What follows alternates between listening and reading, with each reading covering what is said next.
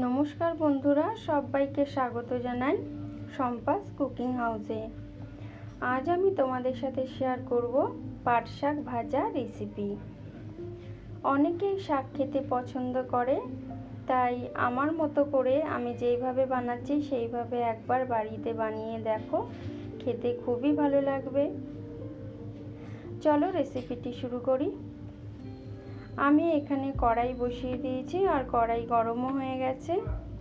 দিয়ে দিচ্ছি এখানে সর্ষের তেল। এখানে আমি 4 চামচের মতো সর্ষের তেল দিয়ে দিলাম। দিয়ে দিচ্ছি 3টে শুকনো লঙ্কা।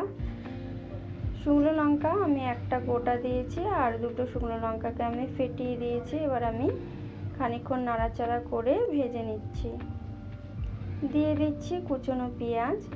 এখানে আমি একটা বড় সাইজের পেঁয়াজ নিয়েছি, পেঁয়াজগুলোকে কুচিয়ে নিয়েছি।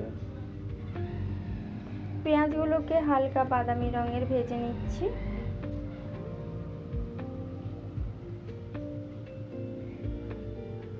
হালকা বাদামি রঙের পেঁয়াজ আমার হয়ে গেছে। এবার আমি দিয়ে দিচ্ছি রসুন। এখানে আমি 8 কোয়া রসুনকে থেতো করে দিয়েছি। রসুনগুলো দেওয়ার পর আমি আবারও খানিকক্ষণ নাড়াচাড়া করে ভেজে নিচ্ছি।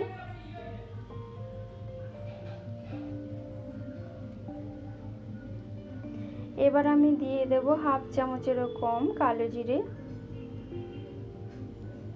দিয়ে দিচ্ছি 3টে চেরা কাঁচা লঙ্কা।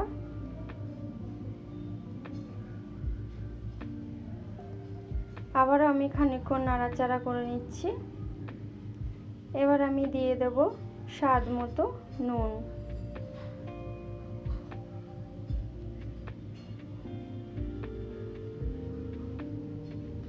এবার আমি দিয়ে দিচ্ছি হাফ চামচ হলুদ গুঁড়ো। দিয়ে দিচ্ছি হাফ চামচ চিনি।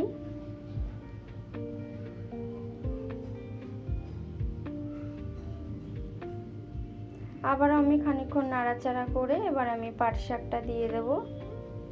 এখানে আমি 1 আঁটি পাট শাক নিয়েছি। পাট শাকগুলোকে পাতা ছাড়িয়ে ভালো করে ধুয়ে তারপর কেটে নিয়েছি। পাট শাকগুলো দেওয়ার পরে আমি এইভাবে নাড়াচাড়া করে নেব।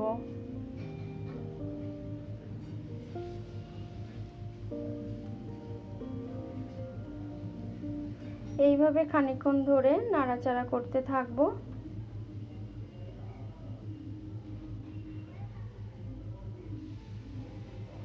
পাট শাক খানিকক্ষণ নাড়াচাড়া করার পরে আমি এখানে দিয়ে দিচ্ছি 1 কাপের মতো জল। পাট শাক যেহেতু খুবই